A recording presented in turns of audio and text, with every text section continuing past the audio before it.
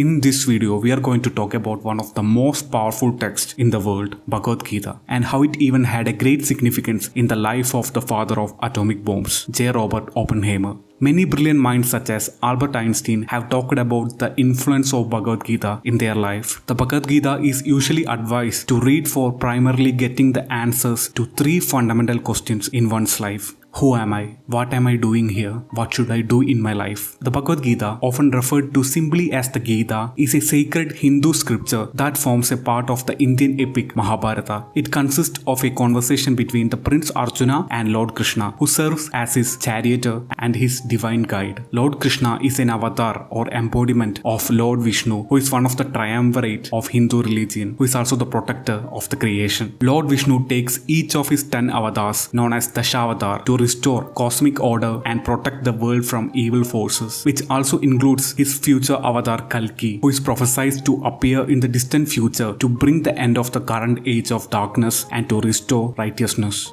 Set on the battlefield of Kurukshetra just before the Mahabharata war, the Gita addresses Arjuna's moral dilemma about fighting in the war. The Mahabharata war was considered necessary due to a complex web of social, political, and moral factors. At its core, the war arose from a long-standing rivalry between two groups of cousins, the Pandavas and the Kauravas, over the rightful inheritance of the Kuru kingdom. Despite attempts at reconciliation, the Kauravas' refusal to share power and their unjust treatment of the Pandavas led to a situation where war seemed inevitable. Additionally, the battle represented a larger cosmic conflict between the righteousness and the unrighteousness. The war served as a necessary means to restore justice and dharma to the world, even though it brought immense destruction and sorrow. Arjuna faced a moral dilemma on the battlefield of Kurukshetra in Mahabharata because he was torn between his duty as a warrior and his compassion for his relatives, friends, and teachers who were on the opposing side. He was troubled by the prospect of fighting in a war that would result in the death and destruction of his own kin, leading him to question the righteousness of the conflict and the consequences of his actions. This internal conflict led him to seek guidance from Lord Krishna, his charioteer and divine guide, in the Bhagavad Gita, where he received the spiritual wisdom and philosophical teachings to help him resolve his moral dilemma. Lord Krishna imparts profound spiritual wisdom and philosophical teachings to Arjuna, covering various aspects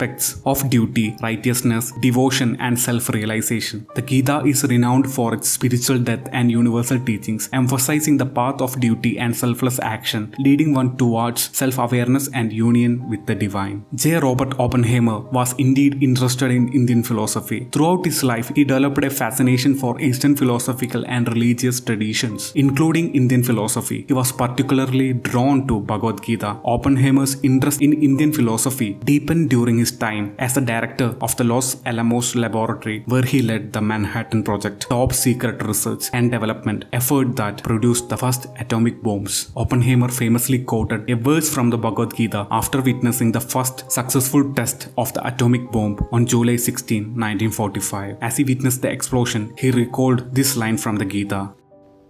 Now I am become death, the destroyer of worlds.